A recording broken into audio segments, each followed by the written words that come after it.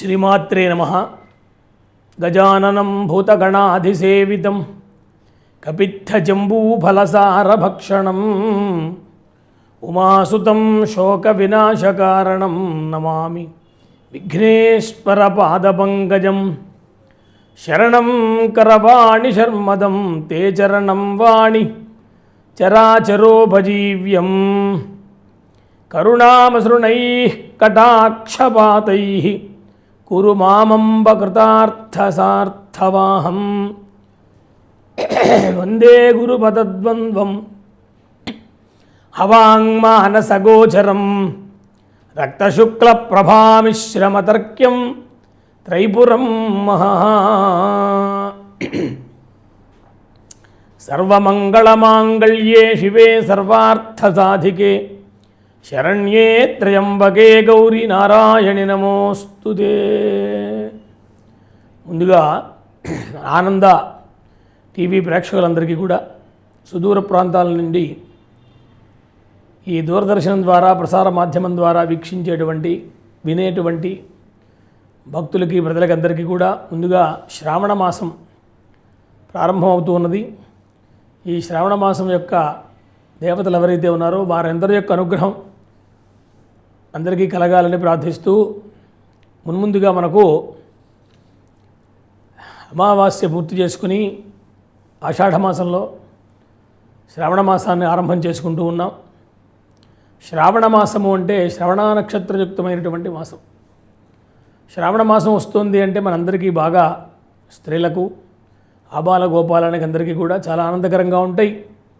గృహములన్నీ కూడా చక్కగా లక్ష్మీ కళతోటి ప్రకాశిస్తూ ఉంటాయి. ఇంటి నిండా కూడా ముగ్గులు పెట్టుకొని గడపలకి పసుపుని రాసుకొని తోరణాలు కట్టుకుని స్త్రీలందరూ కూడా అభ్యంగన స్నానాలు చేసుకుని కుటుంబం అందరూ నూతన వస్త్రాలు ధరించి శ్రావణ మాసంలో అమ్మవారిని బాగా పూజిస్తూ ఉంటారు. విశేషించి శ్రావణ మాసంలో శ్రావణ శుక్రవారాలు లక్ష్మీ ప్రీతికారకంగాను, శ్రావణ మంగళవారాలు గౌరీదేవి ప్రీతికారకంగాను, ఇంకా విశేషించి శ్రావణ మాసంలో వచ్చే సోమవారాలు శివప్రీతికారకంగాను, ఇలా మనకు మాసం అంతా కూడా ఒక విశేషమైనటువంటి భక్తితో దేవతల్ని సేవించేటువంటి మాసంగా చెప్పచ్చు. ఈ శ్రవణ నక్షత్రానికి అధిష్టాన దైవం మహావిష్ణువు. శ్రవణ నక్షత్రం విష్ణుర్దేవత అని. మహావిష్ణువు అంటే ఈ సృష్టినంతని కూడా నడిపించేటువంటి వారు. ఏమండి, సర్వవ్యాపి అయి ఉన్నటువంటి మహావిష్ణువు సమస్తాన్ని కూడా పోషిస్తూ ఉంటాడు. పోషణకర్త మహానుభావుడు. కాబట్టి లక్ష్మీ సమేతుడైనటువంటి శ్రీ మహావిష్ణువు నారాయణుడు పాలకడలిలో శయనించి ఉన్నారు మొన్న ఏకాదశి రోజున. అప్పటి నుంచి మళ్ళీ కార్తీక మాసంలో వచ్చేటువంటి ద్వాదశి ఏదైతే ఉందో ఏకాదశి ద్వాదశి మళ్ళీ ఆయన మళ్ళీ మేల్కొని సృష్టి యొక్క విశేషాలని కూడా చూస్తారు అని. అంటే ఈ మాసాలు కూడా 4 మాసాలు కూడా సృష్టిని సంరక్షిస్తూ ఉంటారు. కానీ మనలాగా నిద్రపోవడం కాదు, అది యోగ నిద్ర అని చెప్తారు. కాబట్టి అలాంటి ఈ మాసంలో శ్రావణ మాసం అంటేనే మనందరికీ చాలా ఇష్టం, ప్రీతి. భగవత్ కార్యాలు విశేషంగా చేసుకోవడం, శుభకార్యాలు, ఇంట్లో వివాహాలు, ఉపనయనాలు వంటి కార్యక్రమాలు, గృహప్రవేశాలు, ఇలాంటివన్నీ శుభ పరంపర అంతా కూడా మనకి శ్రావణ మాసంలో చాలా చక్కగా ఉంటుంది. అలాంటి శ్రావణ మాసం మనకి ఆగస్టు 13ని ఆరంభమవుతోంది, గురువారం రోజున. ఆగస్టు నెలలో మనం ఉన్నాం. ఆగస్టు 13న ఆరంభమై సెప్టెంబర్ 11 అమావాస్యతో సమాప్తవుతోంది. విశేషం ఏంటంటే గురువారంతో ఆరంభమవుతోంది, శుక్రవారంతో సమాప్తవుతోంది. ప్రక్కపక్కనే వారాలు. గురువారం అన్నా లక్ష్మీప్రీతే, శుక్రవారం ఎలాగూ అమ్మవారిదే. కాబట్టి ఈ 2 గురు శుక్ర వారాల మధ్యలో మనకి ఈ సంవత్సరం 5 శుక్రవారాలు వచ్చినాయి. శుక్రవారం అంటేనే మనకి మహాలక్ష్మికి చాలా ప్రీతికర. అలాంటి అమ్మవారిని సరసిజనయనే సరోజహస్తే ధవళ తమాంశుకగంధమాల్య శోభే భగవతి హరివల్లభే మనోజ్ఞే త్రిభువన భూతికరి ప్రసీదమహ్యం అన్నారు. త్రిభువన భూతికరి, ముల్లోకాలికి కూడా భూతి ఐశ్వర్యం, ఐశ్వర్యప్రదాత్రి అమ్మవారు. ముల్లోకాలకి, భూలోకం, భువర్లోకం, సువర్లోకం, స్వర్లోకం, ఈ 3 లోకాలకి మనం భూలోకంలో ఉన్నాం. అంటే దేవతలకు కూడా అనేకమైనటువంటి ఐశ్వర్యాలు ఇచ్చేటువంటి తల్లిగా అమ్మవారిని వర్ణించారు శంకర భగవత్పాదుల వారు. కాబట్టి అలాంటి అమ్మవారు ప్రధానంగా స్త్రీలకు, అలాగే నూతన వివాహమైనటువంటి వధూవరులకు ఈ మాసం అంతా కూడా వధువుకి వరుడికి కూడా అన్యోన్య దాంపత్యాన్ని, అనుగ్రహాన్ని, సుసంతానాన్ని, ఐశ్వర్యాన్ని, సౌభాగ్యాన్ని ఇస్తుంది. స్త్రీలందరికీ ఇస్తుంది అమ్మవారు.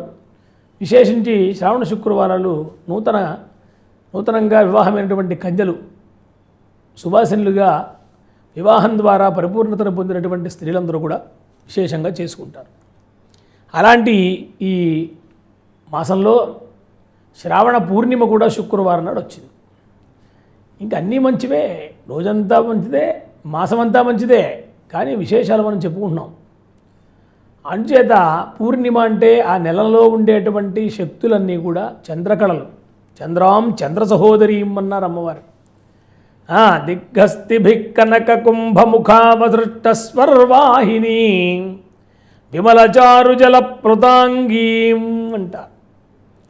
దీన్నే మనము లక్ష్మీం క్షీరసముద్రరాజతనయాం శ్రీరంగధామేశ్వరీం అని శ్రీరంగధాముడు ఆయన మహానుభావుడు మహావిష్ణువు, ఆయన యొక్క ఇంటి ఇల్లాలవిడ. త్రిభువన భూతికరి అన్నాం కదా, ముల్లోకాలకి కూడా ఐశ్వర్యాన్ని ఇచ్చేటువంటి తల్లి.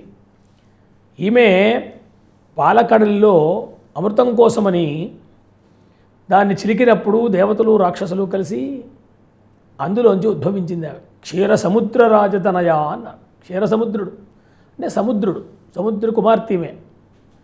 అలాంటి ఈమె అందులోంచి వచ్చింది. అందుకనే ఆవిడతో పాటు వచ్చినటువంటి అమృతము, ఇంకా చంద్రుడు, అలాగనే గోసంతతికి సంబంధించినటువంటి కామధేను, కల్పవృక్షం, చింతామణి, ఉచ్చైశ్రమం, ఏమండి తెల్లని ఏనుగు, ఐరావతం, ఇలాంటివన్నీ కూడా మహావస్తువులు. ఇవన్నీ కూడా సముద్రం నుంచి వచ్చాయి. అందుకనే అమ్మవారిని చంద్రాం చంద్ర సహోదరీం అన్నారు. ఆమె చంద్రామని వర్ణింపబడింది. అంటే చంద్రుని కాంతి చల్లగా ఎలాగైతే ఉంటుందో పూర్ణిమ చంద్రుడు, అట్లాగా ఆమె చల్లగా ఉంటుంది. తరువాత చంద్ర సహోదరీం అన్నారు. అంటే చంద్రుడు ఆమెతో పాటు వచ్చారు, చంద్రుడితో పాటు ఆమె వచ్చింది కాబట్టి చంద్రుడికి సహోదరి, చంద్రుడు ఆమెకు సోదరుడు. ఇట్లా వర్ణించింది శాస్త్రం. పోతే శుక్రవారం నాడు పూర్ణిమ వచ్చింది, శ్రావణ పూర్ణిమ. దీన్నే జంధ్యాల పూర్ణిమని, రాఖీ పూర్ణిమని కూడా అంటారు అనుకోండి. ఆ రోజున కూడా స్త్రీలందరూ చక్కగా అమ్మవారిని సేవించే అవకాశం వచ్చింది. 5 శుక్రవారాలు వచ్చిన ఈ నెలలో ఇటువంటి అమ్మవారిని, లక్ష్మీదేవిని, మరి మనకందరికీ బాగా గుర్తొచ్చేది ఏమంటే శ్రావణ మాసం వస్తుందంటే వరలక్ష్మీ శుక్రవారం చెప్పారు. 21వ తారీఖున అనురాధ నక్షత్రంలో ఆ రోజు శుక్రవారం రోజున వరలక్ష్మీ శుక్రవారం వచ్చింది.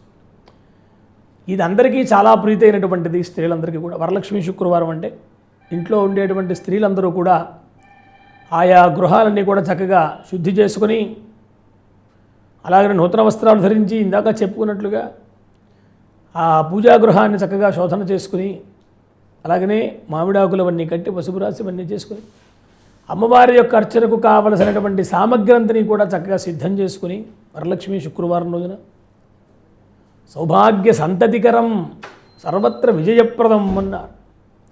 ఎవరికి విజయం కావాలన్నా, సుసంతతి కావాలన్నా, ఏమండి ఇట్లా అభీష్ట సిద్ధి కోసమని వరలక్ష్మీదేవి పూజ చేస్తారు. వరలక్ష్మి అంటే వరములు ఇచ్చేటువంటి తల్లి. కుండినమనే గ్రామమని అక్కడ ఒక స్త్రీ ఉండేవారని ఇట్లా కథలో చెప్తారు. అంటే భక్తి ప్రధానంగా దాంట్లో మనకి కనిపిస్తుంది. ఇల్లంతా కూడా స్వర్ణమయమైపోయిందిట. అంటే ఆ లక్ష్మీదేవి కనుక అనుగ్రహిస్తే పరమ దారిద్ర్యంతో ఉండేటువంటి వారు కూడా శోభాసంపన్నులై ఐశ్వర్య సమృద్ధి కలుగుతుంది. గజాంత ఐశ్వర్యము అంటారు ఒక చోట. అంటే ఏనుగులను పోషించేంత ఐశ్వర్యం వస్తుంది. ఇంట్లో వాళ్ళు గుమ్మం ముందు ఏనుగులు ఉంటాయ్యా, గుర్రాలు ఉంటాయి అన్నారు. అంటే ఇప్పుడు మన ఇళ్లలో ఏనుగులు గుర్రాలు అంటే పెద్ద పెద్ద కారులే ఏనుగులు, మంచి వేగంగా వెళ్ళేటువంటి ఏ మోటార్ సైకిళ్ళు ఏవైతే ఉన్నాయో అవన్నీ గుర్రాల కింద లెక్క మనకి. అంటే కాలం మారింది కాబట్టి. సరే, గుర్రాలు ఏనుగులు ఉండే మహానుభావులు కూడా ఉన్నారు లోకంలో. ఆలయాల్లో ప్రధానంగా ఉంటూ ఉంటాయి మనకి, పెద్ద పెద్ద దేవాలయాల్లో, తిరుమల ఇలాంటి క్షేత్రాల్లో, శ్రీరంగం ఇలాంటి క్షేత్రాల్లో ఆ అశ్వాలు, గజాలు, అలాగనే కపిల గోవులు, వృషభాలు శ్రీశైలంలో కూడా అలా మనకు కనిపిస్తుంది. ఇట్లా దేవాలయాల్లో అవన్నీ ఎందుకు ఉండాలి అన్నప్పుడు దేవాలయాల్లో వచ్చేటువంటి భక్తులకి దేవతా అనుగ్రహంతో పాటుగా దేవతలతో సమానమైనటువంటి పూజలు అందుకునేటువంటివన్నీ కూడా ఇవి జంతువులుగా మనకు కనిపించిన ఒక వృషభం కానీ, ఒక కపిల గోవు కానీ, ఒక ఏనుగు కానీ, ఒక గుర్రము కానీ, ఒక తెల్లని ఏనుగు కానీ, ఇలాంటివన్నీ కూడా చాలా ఆదరణీయమైనవి, పూజనీయమైనవి. వాటిని దర్శిస్తే చాలట. అగ్నిచిత్ కపిల సత్రి రాజాభిక్షుర్ మహోదధి అంటూ శ్లోకం చెప్తారు. కాబట్టి అగ్నిచిత్, అగ్నిచయనం చేసినటువంటి బ్రాహ్మణుడు, కపిల గోవు, ఇట్లా సత్రి చక్కటి యోగ్యమైనటువంటి స్త్రీ, పతివ్రత, ఇట్లా చాలా చెప్పారు. వాళ్ళని చూస్తే చాలట. మహోదధి సముద్రాన్ని దర్శన మాత్రం చేత ఇవన్నీ కూడా పుణ్యాన్ని ఇస్తాయి అంటారు. అందుకనే మహానుభావులు కనిపిస్తే మనం యోగ్యమైనటువంటి పండితులు లేక బ్రాహ్మణులు, గురువులు వంటి వారి పెద్దలు కనిపిస్తే వారికి నమస్కరించాలి అని చెప్తుంది శాస్త్రం. కాబట్టి ఈ మాసంలో వచ్చేటువంటి విశేషాల్లో ఆ శ్రావణ శుక్రవారం, పౌర్ణమి ముందు వచ్చేటువంటి శుక్రవారం చెప్పారు. దాంట్లో 21వ తేదీ వచ్చింది. అవాళ అనురాధ నక్షత్రం అండి. అనురాధ అంటే మిత్రదేవతాకమైనటువంటి నక్షత్రం. అనురాధ నక్షత్రం మిత్రో దేవత. కాబట్టి మిత్ర అంటే సూర్యుడు అనమాట. ఏమండి, అమ్మవారేమో చంద్రుడితో పాటు వచ్చింది, చంద్రుడిలాగా చల్లనితనాన్ని ఇస్తుంది. ఆ రోజు నక్షత్రం ఏమో చూస్తే మనకి శ్రవణ నక్షత్రం, శ్రవణం, అది విష్ణుమూర్తి గారి నక్షత్రం. ఏమండి, విష్ణుమూర్తి గారి నక్షత్రం శ్రవణ నక్షత్రం. ఈ శుక్రవారం నడుచిన నక్షత్రం అనురాధ నక్షత్రం. అనురాధేమో మిత్రదేవతకమైంది, శ్రవణ నక్షత్రం మహావిష్ణువుది. ఇవన్నీ మనకి పర్వలే, మనందరికీ కూడా పర్వదినాలు అంటాం. ఎంతో గొప్ప కాలం అండి ఇది. మాసం అంతా కూడా ఎంతో విశేషంగా కనిపిస్తుంది. దేన్ని మనం తక్కువ చేయడానికి లేదు. ప్రతిరోజు పుణ్యప్రదమే. అలా ఉండగా ఎన్నో విశేషమైనటువంటి యోగములతో కూడినటువంటి ఆ రోజంతా కూడా ఉంది, మాసం అంతా కూడా. మళ్ళీ అమావాస్య నాడు మళ్ళీ శుక్రవారం వచ్చిందండి. కాబట్టి ఈ విధంగా మనం చూస్తే అమ్మవారి యొక్క అనుగ్రహము శుక్రవారం ఎందుకు వచ్చిందంటే ఆవిడ భృగువారం అంటారు. ఆమె అమ్మవారు భృగునందన, భార్గవి అని పేరుంది కదా. మరి భార్గవి అని పేరు ఎందుకు వచ్చింది అంటే భృగునందనాయి అని వర్ణిస్తారు. కాబట్టి అటువంటి భృగు మహర్షి యొక్క కుమార్తె ఆమె. మన వెంకటేశ్వర స్వామికి పద్మావతి, అలమేల్మంగా ఎలాగైతే ఉంటారో అట్లాగనే భార్గవి మహాలక్ష్మి కూడా చెప్పారు. ఏ ఏ యుగంలో పరమాత్మ ఏ ఏ రూపాలు ధరించారో మళ్ళీ ఆయనతో పాటుగా ఆ అమ్మవారు కూడా ధరిస్తూ ఆ యోగ్యమైనటువంటి భక్తాలనందరినీ రక్షిస్తూనే ఉన్నారు. మహాలక్ష్మి ఆమె విష్ణుమూర్తి యొక్క భార్య. ఎక్కడో మనకి వైకుంఠంలో ఉంటే మనకు కనపడదు కదా. అందుకని భూలోకానికి వచ్చారు. వెంకటేశ్వర స్వామిగా వస్తే ఆమె పద్మావతీదేవిగా వచ్చారు, కృష్ణ పరమాత్మగా వస్తే రుక్మిణీదేవిగా వచ్చారు, శ్రీరామచంద్రుడిగా వస్తే సీతాదేవిగా వచ్చారు. ఏమండి, లక్ష్మీదేవి నరసింహస్వామిగా వస్తే చెంచు లక్ష్మి అంటారు. ఆ విధంగా వచ్చారు. మరి నరసింహస్వామికి ఆ భక్త వత్సరుడైనటువంటి నరసింహస్వామి ప్రహ్లాదుడి కోసం వస్తే ఎవ్వరూ కూడా ఆయన్ని శాంతింపజేయలేకపోతారు. ఆఖరికి లక్ష్మీదేవి కూడా అదొక రూపం, ప్రత్యేకం అనమాట. నర మృగ శరీరం అంట నరసింహస్వామి. లక్ష్మీ నృసింహస్వామి, లక్ష్మీ నృసింహ మమదేహి కరావలంబం అన్నారు శంకర్. ఓ లక్ష్మీ నృసింహస్వామి, నాకు చేయూత ఇచ్చి రక్షించవయ్యా అని చెప్తారు. అప్పుడు ఆమె కూడా లక్ష్మీదేవి కూడా వచ్చారు. ఆ లక్ష్మీదేవి కూడా ఆయన్ని శాంతింపజేయలేకపోతారు. అప్పుడు బ్రహ్మగారు ప్రహ్లాదుడిని పిలిచి, ప్రహ్లాద, నీకు భయం వేస్తోందా స్వామిని చూస్తే? నాకేం భయం లేదని. అయితే వెళ్ళి ఆయన శాంతింపజేయవయ్యా. వెళ్ళిపోయాడు. వెంటనే స్వామి ఆయన ఒళ్ళోకి తీసుకుని ఆయన నిమిరి ముద్దాడి, నీకోసం వచ్చాను రా ప్రహ్లాద అని ఎంతో గొప్ప అనుగ్రహాన్ని ఇస్తారు. అలాంటి నృసింహస్వామిని ఆవిర్భవింపచేసినటువంటి వాడు ప్రహ్లాదుడు. అందుకని ప్రహ్లాద వరద గోవింద అంటూ ఉంటారు. కాబట్టి అన్ని కాలాల్లోనూ కూడా ఆయన ఉద్భవిస్తూనే ఉన్నారు. ప్రతి యుగంలో యదా హి ధర్మస్య గ్లానిర్భవతి భారతాభ్యుత్థానం అధర్మస్య తదాత్మానం సజామ్య. ఎప్పుడెప్పుడైతే అధర్మం వస్తుందో అప్పుడు నేను అవతరిస్తాను అని చెప్పారు. అవతరిస్తూనే ఉన్నారు.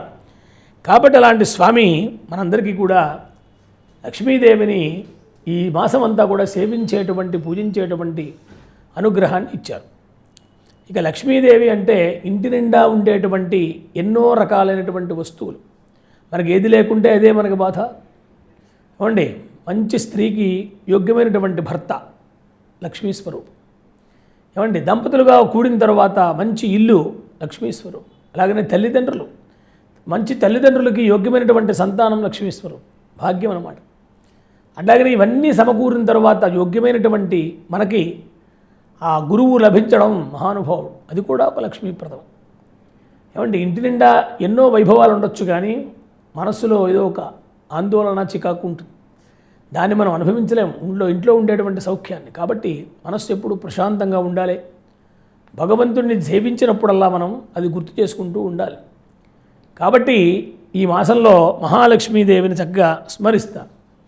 అక్షస్రక్పరశృంగదేశు కులిశం పద్మంధను కుండిగాం దండం శక్తిమసించ చర్మజలజం ఘంటాం సురాభాజనం శూలం పాశ సుదర్శనే చ దధతీం హస్తై ప్రవాళ ప్రభాం సేవే సైరిభిమర్దినీం ఇహ మహాలక్ష్మీం సరోజస్థితాం అని చండీ సప్తశతిలో మహాలక్ష్మీదేవిని వర్ణించారు. ఈమె మహాలక్ష్మి అంటే మనం అనుకునేటువంటి విష్ణుమూర్తి భార్య లక్ష్మీదేవి, ఆమెకి మూల రూపమైనటువంటిది మహాలక్ష్మీదేవి. ఇవన్నీ ఆయుధాలుగా ఉంటాయట అమ్మవారికి. ఆవిర్భవించినప్పుడు మహాలక్ష్మి, మహాకాళి, మహాసరస్వతిని మహాశబ్దంతో కూడి ఉంటారు. అవన్నీ కూడా విశేషంగా వర్ణించారు 3 రూపాలని కూడా. అవి మూల రూపాలు. వాటి నుంచి ఆ లక్ష్మీదేవి ఆనాడు సముద్ర మథనంలో మహావిష్ణువు యొక్క ఇంటి ఇల్లాలుగా ఆ ఉద్భవించినప్పుడు, ఆ చిలికినప్పుడు సముద్రాన్ని చిలికినప్పుడు దాంట్లోంచి ముందుగా ఒక పద్మం వచ్చింది, స్వర్ణపద్మం. ఆ స్వర్ణపద్మం ఏమిటి అందరూ చూస్తుంటే అది వికసించింది పద్మం. ఆ వికసించినటువంటి పద్మంలో లక్ష్మీదేవి కూర్చుంది ఎర్రని కాంతితోటి. పద్మోద్భవాం పద్మముఖీం పద్మనాభ ప్రియాం రమాం పద్మమాలాధరాం దేవీం పద్మినీం పద్మగంధినీం పుణ్యగంధాం సుప్రసన్నాం ప్రసాదాభిముఖాముఖీం ప్రభాం చంద్రాం చంద్రవదనాం చంద్రసహోదరీం ఇవన్నీ చెప్పారు. కాబట్టి అలా ఉద్భవించినప్పుడు అమ్మవారు కనిపించింది. దాంట్లో ఎలా ఉంది? పద్మమాల ధరించి ఉంది, పద్మంలో పుట్టింది. పద్మగంధినీం, పద్మము ఎలాంటి సువాసన ఇస్తుందో అలాంటి సువాసనలు వస్తున్నాయి దిక్కులన్నీ కూడా. అందుకనే లక్ష్మీదేవికి పద్మములు అంటే చాలా ఇష్టం. పద్మజ, పద్మ అంటాం కదా. మారేడు దళములు అంటే కూడా చాలా ఇష్టం అండి అమ్మవారికి. ఈ రోజుల్లో ఆ లక్ష్మీదేవిని మారేడు దళములతో, మారేడు పుష్పములతో, పద్మములతో, ఎర్రని తెల్లని పద్మాలు ఉంటాయి మనకి, వాటితో పూజించాలి. పద్మాలు అంటే తామరపూలు అన్నమాట. ఏమండి, వాటితో అర్చన చేయమన్నారు. అట్లాగనే ఈ మాసంలో ఇంకా విశేషం చెప్పాలంటే శివభక్తి ఉన్న వాళ్ళకి శివుణ్ణి కూడా ఆరాధించడం చాలా విశేషంగా చెప్పారు. ఎందుకంటే లక్ష్మీదేవితో పాటుగా మనకి ఐశ్వర్యాన్ని ఇచ్చేటువంటి వారు ఎవరు అంటే పరమేశ్వరుడు. ఆ లక్ష్మీదేవికి కూడా ఐశ్వర్యాన్ని ఇచ్చేట పరమేశ్వరుడు. లక్ష్మీదేవి ఈశ్వర భక్తురాలు, శివభక్తురాలు ఆవిడ. కాబట్టి అలాంటి శివభక్తితో ఉన్నటువంటి వాళ్ళు కూడా ఈ శ్రావణ మాసంలో తత్రాపి దుర్లభం మన్యే నభో మాసేందువాసరే ప్రదోషకాలే పూజాయాం ఏకబిల్వం శివార్పణం అని మనకి బిల్వాష్టోత్తరంలో ఒక మాట కనిపిస్తుంది. మహాశివరాత్రి మనకి ఎప్పుడు వస్తుంది? మాఘకృష్ణ చతుర్దశి నాడు వస్తుంది మహాశివరాత్రి. అలాంటి మహాశివరాత్రి అంత ఫలాన్ని ఇచ్చేటువంటి కాలం ఇంకోటి ఏదైనా ఉందా? ఎవరైనా మహాశివరాత్రి మర్చిపోయారు అనుకోండి, శివరాత్రి నాడు మనం పరమేశ్వరుని పూజించే అవకాశం లేదనుకోండి, ఏదో కారణాల వల్ల మనం బాధపడిపోక్కల. శ్రావణ మాసంలో ఏమండి, సోమవారం రోజున, ఇందువారం సోమవారం రోజున సంధ్యా సమయంలో పరమేశ్వరారాధనకి చాలా గొప్పది. ప్రదోషకాలే పూజాయాం. ఏమండి, కాబట్టి మాఘకృష్ణ చతుర్దశ్యాం పూజార్థంచ జగద్గురో అని చెప్పి తత్రాపి దుర్లభం మన్యేన భోమాసేందువాస, దానికంటే గొప్పది అని అన్నారు. దుర్లభం అన్నారు. గొప్పదంటే ఏమిటి అర్థం అంటే ఇది కూడా చేయడం గొప్పది అన్నప్పుడు శివరాత్రి చేయండి. శివరాత్రి ఒకవేళ కుదరని వాళ్ళు ఎవరైనా ఉంటే శివభక్తితో ఉన్నవాళ్ళు ఎప్పుడు చేయాలి? ప్రతిరోజు ఆ కాలం శుభప్రదమైందే, ఉషఃకాలమని. అది ఈశ్వర ప్రేరితమైనటువంటి కాలం. అలా సూర్యోదయం అవుతూ ఉంటే ఎంతో జ్ఞానం మనకు వస్తుంది. ప్రతి వ్యక్తి కూడా సూర్యోదయానికి ముందే నిద్ర లేవాలి. ఏమండి, అలా లేచి చక్కగా స్నానధ్యానాలు చేసుకొని సూర్య నమస్కారాలు, సూర్యుని యొక్క దర్శనం చేత చాలా ఆరోగ్యము ఇవన్నీ కూడా వస్తాయి. ఆరోగ్యం భాస్కరాదిచ్చేదని, ఆరోగ్య ప్రదాత ఎవరు? సూర్యుడే. కాబట్టి అలాంటి పరమేశ్వరుడికి ప్రీతి అయినటువంటి కాలం సోమవారం. సహజంగా సోమవారం అంటే ఈశ్వరుడికి ప్రీతి కదా. అలాంటిది శ్రావణ మాసంలో వచ్చేటువంటి సోమవారం ఏమండి, అన్ని వారాలు కూడా ప్రదోషకాలంలో సాయంకాలంలో కనుక శివదర్శనం చేసినా, శివ పూజ చేసినా, ఒక బిల్వం ఆ శివుడి యొక్క శివ శిరస్సు మీద పెట్టించినా, అంటే ఆలయానికి పెడితే మనం పెట్టడానికి ఉండదు కదా, అక్కడ ఉండేటువంటి అర్చక స్వాములు ఉంటారు, వారి ద్వారా చక్కగా ఫలాలు, పుష్పాలు ఇవన్నీ తీసుకుని వెళ్ళి మారేడు దళాలు ప్రత్యేకంగా స్వామికి ఇష్టం. అలాగనే లక్ష్మీదేవికి కూడా చాలా ఇష్టం. ఇక్కడ విశేషం, లక్ష్మీదేవికి బిల్వం వృక్షం ఆమె యొక్క స్వరూపం అన్నారు, లక్ష్మీప్రదం. కాబట్టి వృక్షోథ బిల్వ తస్య ఫలాని తపసానుదంతు అంటారు శ్రీ సూక్తంలో. కాబట్టి ఈ మాసం అంతా కూడా ఈ విధంగా చెప్పారు. అదేవిధంగా శ్రీ సూక్తంలో అమ్మవారి గురించి చెప్తూ హిరణ్యవర్ణాం హరిణీం సువర్ణరజదస్రజాం చంద్రాం హిరణ్మయీం లక్ష్మీం జాతవేదో మమావహ అంటారు. ఏమే బంగారము, వెండి వంటితో చేసినటువంటి ఆభరణాలు ధరించింది అమ్మవారు. ధ్యానం చేసేటప్పుడు ఎలా ఉండాలి అమ్మవారిని ఇదో చెప్తానమాట. హిరణ్యవర్ణం, బంగారు రంగులో ఉంటుంది అమ్మవారు. ఏమండి, బంగారం కరిగించి ఇట్లా పోస్తే ఎట్టుంటుందో స్వచ్ఛమైనటువంటి బంగారం ఆమె అలా ఉంటుందిట. కనుక అలాంటి అమ్మవారిని ధ్యానిస్తూ అలాంటి అమ్మవార్ల ద్వారా మనకి ఐశ్వర్యం కావాలి అంటే జాతవేదో మమావహ అన్నారు. జాతవేద అంటే అగ్నిహోత్రుడు. అగ్నిహోత్రుని ద్వారా అంటే వయా అగ్నిహోత్రుడు అన్నమాట ఇక్కడ. అలాంటి అగ్నిహోత్రుడి ద్వారా మాకు ఐశ్వర్యాలు ఇవ్వు అని. అంటే మధ్యవర్తి ఉండాలి దేనికైనా అండి. ప్రతి విషయానికి మధ్యవర్తి ఉండడం చాలా అవసరం. డైరెక్ట్ లక్ష్మీదేవికి మనం ఇక్కడ స్తోత్రం చేస్తూ అగ్నిహోత్రుడిని ప్రార్థన చేస్తున్నాను. అంటే ఆయన పేరు చాలా ఉన్నాయి, చాలా రకాల పేర్లు ఉన్నాయి. అలాంటి దీంట్లో జాతవేద అని వర్ణించాం. అంటే ఎల్లప్పుడూ కూడా ఉండేటువంటి వాడు మనలో ఉన్నాడు. ఈ యొక్క ప్రపంచమంతా వ్యాప్తి అయి ఉన్నాడు. కట్టెలో ఉన్నాడు, కర్రలో ఉన్నాడు, ఇట్లా ఉన్నాడు కదా అగ్నిహోత్రుడు.